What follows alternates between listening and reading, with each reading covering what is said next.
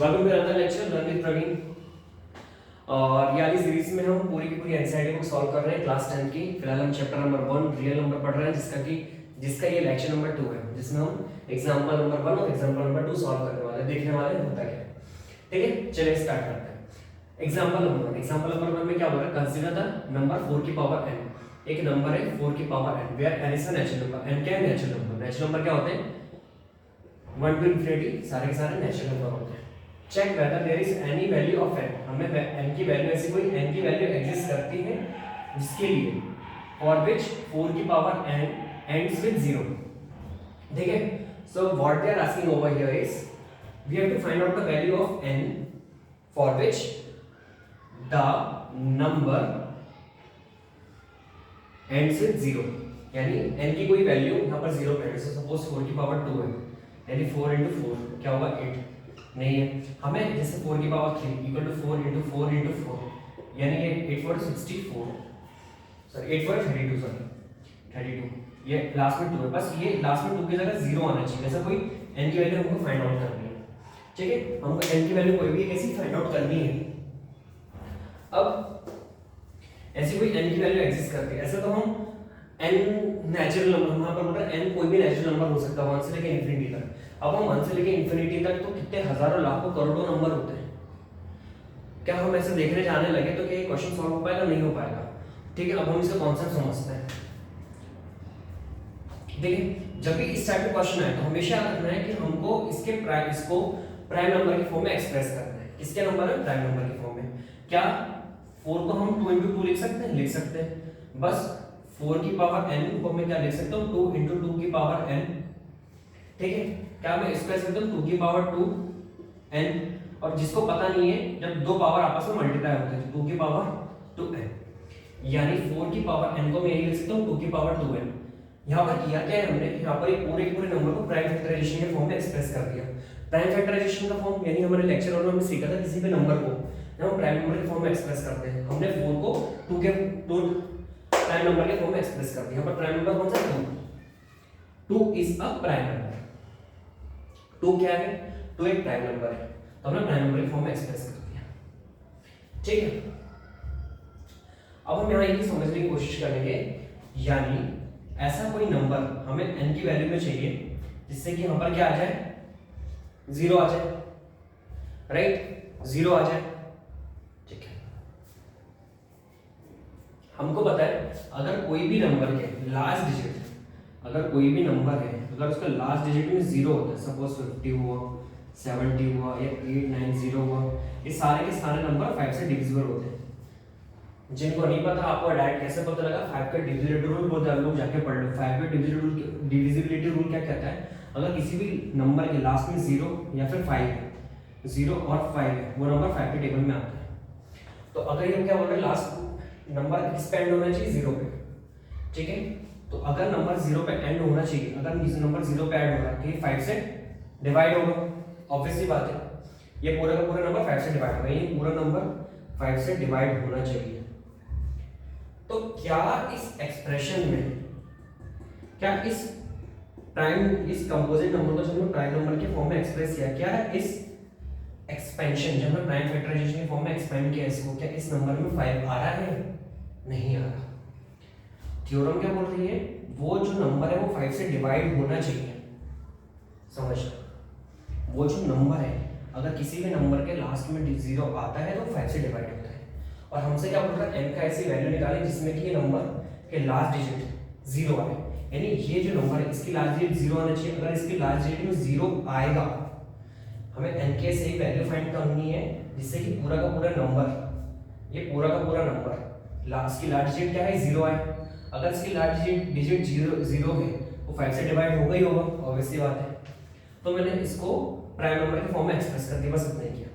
हमें n की ऐसी वैल्यू ढूंढनी है जिससे कि पूरा ऊपर वाला नंबर के लास्ट डिजिट क्या आ जाए? 0 आ जाए, जिससे कि 0 आ जाए। अगर उसके लास्ट डिजिट में 0 आ गया तो 5 से डिवाइड होगा ही होगा, ऑब्वियसली बात है। ठीक है, अब हमने यहाँ पर क्या किया? इसको प्राइम फैक्टराइजेशन कर दिया, इसको प्राइम नंबर के फॉर्म में एक्सप्रेस कर दिया। यहाँ पर क्या 2 है। अब हमको यहाँ सीखने की जरूरत है, अगर जब हम इसको प्राइम नंबर के फॉर्म में एक्सप्रेस कर रहे हैं, अगर यहाँ पर 5 आता तो ये 5 कट जाता, यानी 5 टेबल में नंबर आता, पर यहाँ पर एक भी प्राइम नंबर में 5 नहीं है। 5 इज ऑल्सो प्राइम नंबर, ठीक है। यहाँ पर 2 है ना, 5 तो है ही नहीं, कहीं से नहीं था। जब यहाँ पर 5 नहीं है तो यानी यहाँ पर n की ऐसी कोई भी वैल्यू नहीं होगी जिसमें कि लास्ट डिजिट 0 आ जाए इस नंबर का। नहीं समझे, फिर से समझाता हूँ छोटे तरीके से। हमें बोला जा रहा है कि n की ऐसी वैल्यू फाइंड आउट करनी है जिससे लास्ट में 0 आ जाए, राइट। अगर लास्ट में 0 आएगा, अगर उस नंबर के, और हमको एक चीज और पता है, अगर किसी नंबर के लास्ट में 0 आता है तो 5 से डिवाइड होता है। तो ये नंबर भी अगर इसके लास्ट डिजिट 1 डिजिट अगर 0 है तो 5 से डिवाइड होगा ही होगा, ठीक है। हमने क्या किया, इसको उठा के इस फॉर्म में एक्सप्रेस करके वो कैसे किया वो भी आपने यहाँ पर सीखा। यानी इस नंबर के लास्ट में क्या आना चाहिए, 0, और हमने इसको प्राइम फैक्टराइजेशन के फॉर्म में एक्सपेंड कर दिया। अगर इस नंबर के इस प्राइम फैक्टराइजेशन में कहीं पर 5 अपीयर होता तो ऑब्वियस बात है 5 से कट जाता, यानी 5 से डिवाइड हो जाता। अब क्योंकि इस प्राइम फैक्टराइजेशन के फॉर्म जो हमने एक्सप्रेस किया है इसमें 5 नहीं है, तो यानी 5 से वो नंबर डिवाइड हो ही नहीं रहा। अगर कोई नंबर 5 से डिवाइड हो ही नहीं रहा तो उसके लास्ट डिजिट कभी भी 0 या 5 हो ही नहीं सकती। Got it? इसलिए यहाँ पर 5 नहीं आ रहा है, तो ये कैंसिल हो नहीं रहा है, और कैंसिल हो नहीं रहा है इस कारण से ये डिवाइड नहीं हो पाएगा। तो यानी ऐसा कोई भी n की वैल्यू एग्जिस्ट नहीं करती है, यहाँ पर n की ऐसी कोई भी वैल्यू एग्जिस्ट नहीं करती है जिसमें कि ये लास्ट डिजिट 0 हो जाए। यहाँ पर n की कोई भी वैल्यू नहीं होगी, ठीक है। तो ये हमारे यहाँ पर एग्जांपल नंबर 1 सॉल्व हो गया है। Now coming to the example number 2, find the LCM and HCF of 6 and 20 by prime factorisation method. ठीक है, हम 6 को फैक्टर्स के फॉर्म में लिखेंगे। हमें पता है 6 को कैसे करना है, 2 3 जा 6, 3 1 जा 3, ठीक है। तो हम 20 को करेंगे, 6 को कर दिया, 6 को 2 into 3 लिख सकते हैं, ठीक है। 20 को लिखेंगे 2 10 जा 20, 2 5 जा 10, 5 1 जा 5, यानी 2 की पावर इंटू 2 इंटू 5। मैं इसको ऐसे भी लिख सकता हूँ 2 की पावर 2 इंटू 5, ठीक है। ये यहाँ पर हो गया, ये यहाँ पर हो गया, ठीक है। अब हम निकालना चाहेंगे एलसीएम। एलसीएम का फुल फॉर्म क्या होता है, लोएस्ट कॉमन मल्टीपल। क्या होता है, लोएस्ट कॉमन मल्टीपल, ठीक है। एक ऐसा मल्टीपल, ठीक है। मल्टीपल क्या होता है, जैसे 2 के मल्टीपल क्या है, 4 है, 6 है, 8 है, ठीक है, 10 है, 12 है, 40 है, ठीक है। तो ये ऐसे 2 के मल्टीपल्स है, ठीक है। 6 के निकाल दो तो 6 12 18। यहाँ पर इनमें से कौन सा सबसे छोटा दोनों के बीच में कॉमन मल्टीपल आ रहा है उसको हम बोलते हैं लोएस्ट कॉमन मल्टीपल। हम प्राइम फैक्टराइजेशन के फॉर्म में कैसे निकालेंगे, हम करेंगे कैसे निकालेंगे, अब हम समझने की कोशिश करेंगे। सबसे पहले, ठीक है, product of smallest power of all prime number, product of smallest power of all prime number, ठीक है। सबसे पहले तो 2 कॉमन है, ठीक है। सर यहाँ पर स्मॉलेस्ट गलत लिख दिया मैंने, ग्रेटेस्ट होगा, ठीक है, ग्रेटेस्ट।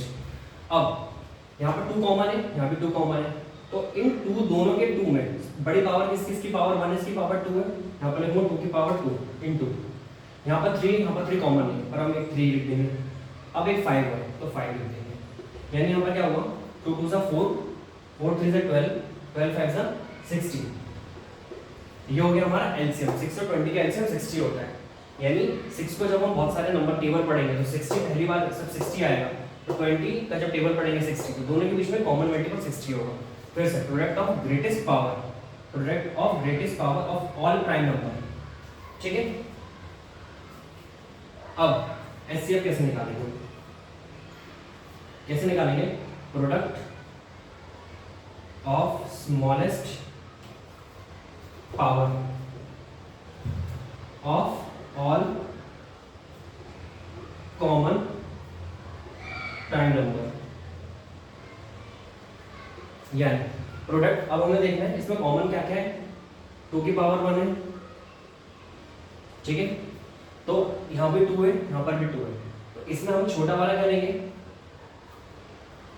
पावर हम दोनों में से छोटी वाली पावर लेंगे, 2 की पावर 1, यहाँ मैंने 2 की पावर 1 लेंगे, और कोई कॉमन है कुछ नहीं, तो बस ये हो गया हमारा एचसीएफ, ठीक है, ये हो गया हमारा एचसीएफ। आगे समझ में क्या लिखा है, product of smallest power of all common prime number. यहाँ पर कॉमन प्राइम नंबर कौन कौन से थे, सिर्फ 2 ही है, और इसमें से 2 है, और 2 की स्मॉल पावर कौन सी, यहाँ पर 2 की पावर 2 है, यहाँ पर 1 है, हम स्मॉल पावर ले लेंगे 2 की पावर 1। अगर यहाँ पर हमारा और होता तो हम और कॉमन करके इसको मल्टीप्लाई करते। अब एक चीज और सीखने की जरूरत है कि HCF into LCM is always equal to product of number, ठीक है। एचसीएफ क्या है हमारा 2, एलसीएम क्या है हमारा 16, प्रोडक्ट ऑफ नंबर है 6 into 20, ठीक है। तो 6 into 2 6 2 12 120, 6 2 12, देखो दोनों तरफ सेम आ गया। तो LCM into HCF is always equal to product of number, ठीक है। तो हमारा एलसीएम क्या है, product of greatest power of all prime number, ठीक है, product of greatest power of all prime number. जितने भी प्राइम नंबर है उनकी सबकी ग्रेटेस्ट पावर लिखनी है, जो कॉमन है उनको एक ही बार लिखना है, और जो अनकॉमन उनको जो भी पावर होगी उनकी वो लिखनी है।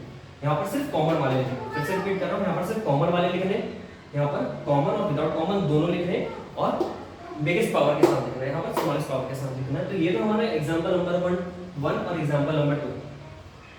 अब आने वाली वीडियोस में एग्जाम्पल नंबर 3 और एग्जाम्पल नंबर 4 आगे भी सीखते हुए चलेंगे।